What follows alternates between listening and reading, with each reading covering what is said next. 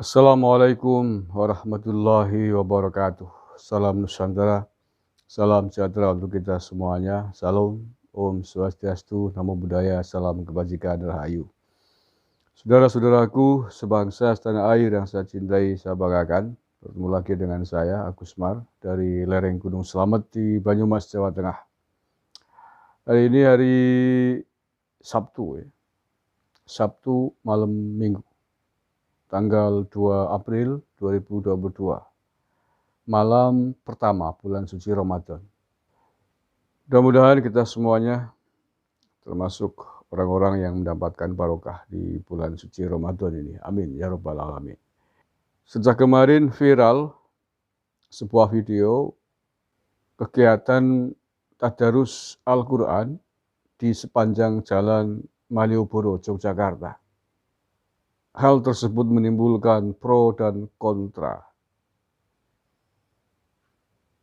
Tidak hanya bagi orang-orang non-muslim, juga bagi orang-orang muslim sendiri, termasuk saya sendiri. Bagaimana mungkin kegiatan tadarus Al-Quran dilaksanakan di tengah-tengah keramaian, di tempat yang menjadi destinasi wisata.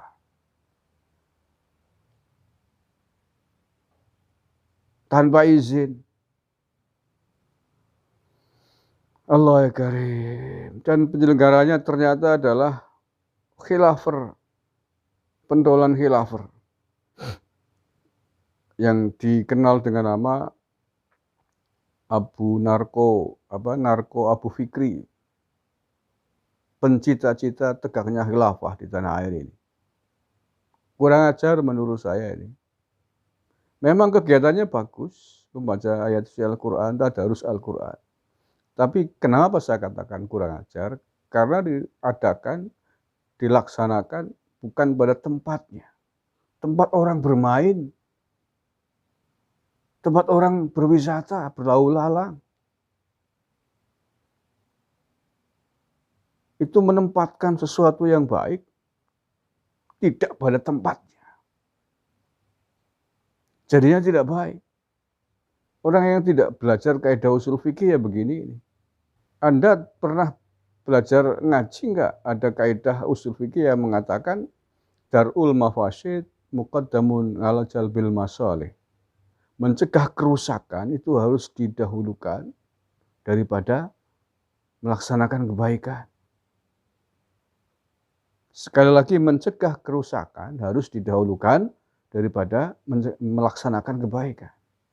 Apakah kegiatan tersebut bisa menimbulkan kerusakan? Ya bisa. Kerusakan bagi agama Islam itu sendiri. Seolah-olah Islam agama yang tidak mengajarkan sopan santun. Seolah-olah Islam mengajarkan orang umatnya untuk semaunya sendiri. Tidak tahu etika. Tidak tahu tata krama di dalam kehidupan sosial bermasyarakat. Seolah-olah Islam maunya menang sendiri. Bisa bebas melaksanakan ibadah di mana-mana. Sembarang tempat. Nanti di pasar-pasar tiba-tiba kerutuk baca Al-Quran. Mengganggu akses publik, mengganggu kegiatan yang sudah lazim di situ, mengganggu lalu lintas. Akhirnya nama Islam menjadi tercemar, tercoreng. Mengkesankan umat Islam semaunya sendiri. Tidak tahu tata etika bermasyarakat. Ya memang baik membaca Al-Quran, tapi kalau caranya begitu, menjadi tidak baik. Seolah di jalanan, di tengah-tengah aspal, itu gerombolan-gerombolan khilafah ini. Ujar-ujarnya apik gitu ya. Beribadah lah. Masjid banyak. Itu pun Anda kalau bukan masjidnya harus minta izin. Itu etika, tata krama. Karena masjid walaupun itu rumah Allah, ada pengelolanya. Pengelola bertanggung jawab atas keamanan masjid. Atas siapa yang masuk di dalamnya, apalagi mengadakan kegiatan secara masif, jamaah, banyak orang. Tentu harus ada prosedur perizinan dan lain sebagainya. Nggak bisa blas-blus kepenake dewek. Itu masjid. Apalagi di tempat-tempat keramaian, di tempat-tempat umum semacam di Malioboro itu tempat wisata. Kenapa nggak di halaman rumahmu aja, Bu Narko? Kalau di halaman rumahmu, di pekarangan rumahmu, di dalam rumahmu nggak ada yang protes. Karena tidak mengganggu akses publik, tidak mengganggu orang lain. Orang yang lewat banyak itu belum tentu juga orang muslim, pasti akan mencibir kegiatan Anda itu. Allah ya karim. Ini kalau kita perhatikan, kalau kita renungkan sebenarnya yang salah ya pemerintah sendiri. Lagi-lagi saya ngomong, sesungguhnya pemerintah juga punya andil menciptakan kelompok-kelompok semacam ini. Mengapa punya andil? Karena mereka membiarkan pemerintah tidak tegas terhadap ormas yang sudah dilarang di tanah air ini. Negara tidak tegas di dalam mengatasi orang-orang yang sudah tergabung dengan ormas terlarang HTI, FPI. Akhirnya mereka semau-maunya terus-terusan, bikin gaduh terus-terusan. Nanti kalau diusir, dibubarkan, bilang penistaan Islami. Maksudnya begitu kan?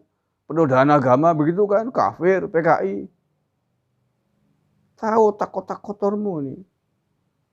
Para begundal-begundal lapar nih. Nggak bisa begitu Pak Polisi. Kalau nggak ada izin, bubarkan. Ada caranya, ada tata aturan hidup bermasyarakat, nggak bisa semau-maunya sendiri.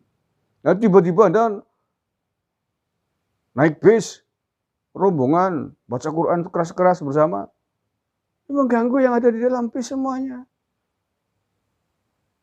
Enggak begitu caranya. Meja tempatnya untuk makan, bukan untuk duduk. Memang tidak ada larangan di dalam hadis Al-Quran duduk di meja, tapi itu tidak sopan, tidak etik. Itulah tata krama. Itulah adat istiadat yang harus dijaga juga. Jangan mentang-mentang, oh ini kan baik. Ya sudah kalau baik, misalkan nanti besok ada gerombolan orang menikahkan akad nikah di tengah-tengah Malioboro. Berdalih ini kan baik, kenapa dilarang? Kemarin nggak dilarang. Kan bisa begitu. Ya baik sih baik, tapi ada aturannya. Jadi rapat RT, rapat RW, keras-kerasan di tengah-tengah jalan. Itu kan perintah agama, ya musyawarah perintah agama. Tapi kan nggak bisa di tengah-tengah jalan seenaknya. Hai Karim, lagi-lagi ini orang-orang khilafah ya semaunya sendiri. Aturannya lah bro, jangan cemarkan Islam dengan perilaku-perilaku yang tidak beraturan begitu. Tidak tahu sopan santun, tidak tahu adab bermasyarakat. Masjid kan ubah itu. Di komplek Malioboro ada masjid, tinggal kamu minta izin kepada takmirnya pasti boleh. Mau muat berapa ribu orang boleh. Udah di jalanan begitu, jangan bilang spontanitas. Tidak mungkin itu pasti ada yang mengkoordinir, spontanitas nggak mungkin sebanyak itu. Kecuali tidak ada tempat sudah di tanah air ini. Masjid masih banyak, di tepi pantai juga boleh kalau yang penting tidak mengganggu akses yang lain. Di tengah kuburan juga boleh. Lapangan banyak, bikin tarub. Datang di tengah kerumunan orang, itu kan menghinakan Al-Quran sendiri, menghinakan umat Islam sendiri kalau begitu caranya. Belum lagi yang baca Quran beda wudhu apa enggak itu. Harus suci baca Al-Quran itu.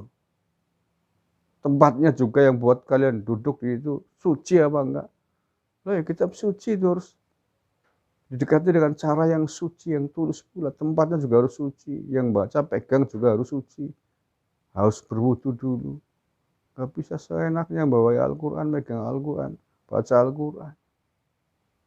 Orang yang lagi haid juga tidak boleh kok pegang-pegang Al-Quran. Ada aturannya. Jangan menghinakan Islam dengan pola perilaku yang tidak Islami. Terima kasih, kurang lebihnya mohon maaf. Wallahul muwaffiq ila aqwamit thoriq. Assalamualaikum warahmatullahi wabarakatuh. NKRI Harga Mati.